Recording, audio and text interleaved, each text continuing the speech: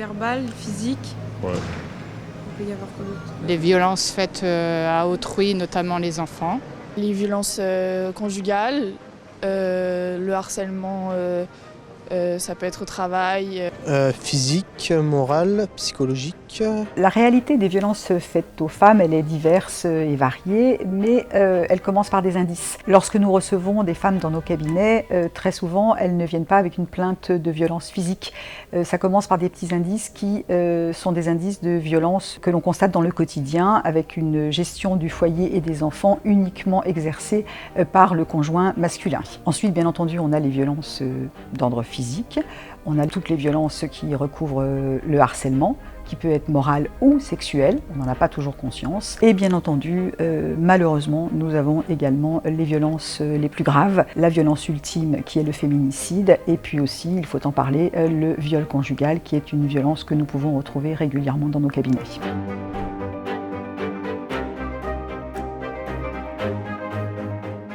Il y a un numéro, je pense, mais je pense que c'est tout. Hein.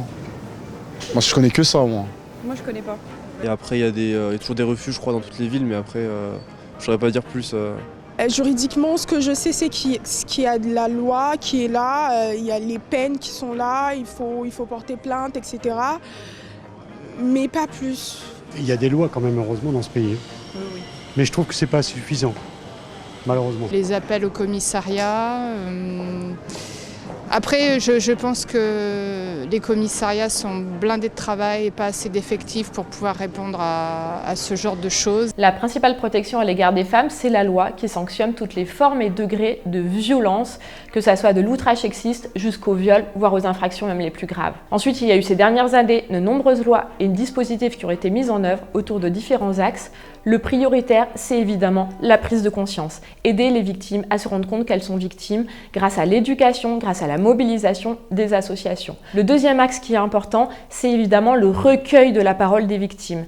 Il existe un numéro très important qui est le 3919 qui permet non seulement aux victimes, mais surtout aux proches de pouvoir avoir des informations et de signaler des faits. Il y a également un site qui s'appelle arrêtonslesviolences.gouv.fr en rappelant que certaines victimes ne sont pas en capacité d'alerter et que la mobilisation de l'entourage est souvent fondamentale. Ensuite, il y a également les associations d'aide aux victimes qui peuvent aider au recueil de la parole des victimes, mais également les efforts qui ont été faits sur la prise de plainte, notamment avec la formation des policiers, et également au fait que les victimes ont le droit d'être accompagnées par un avocat. Le troisième axe qui est important, c'est évidemment de protéger les femmes et de les accompagner.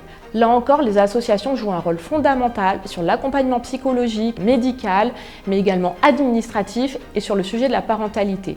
Il existe aussi des ordonnances de protection, des bracelets anti-rapprochement, des téléphones grave danger et d'autres dispositifs pour les aider à partir et à pouvoir aussi se reconstruire avec leur famille. Au-delà de tous ces dispositifs, ce qui compte avant tout, c'est une mobilisation de la société autour des questions d'égalité et autour des questions de protection.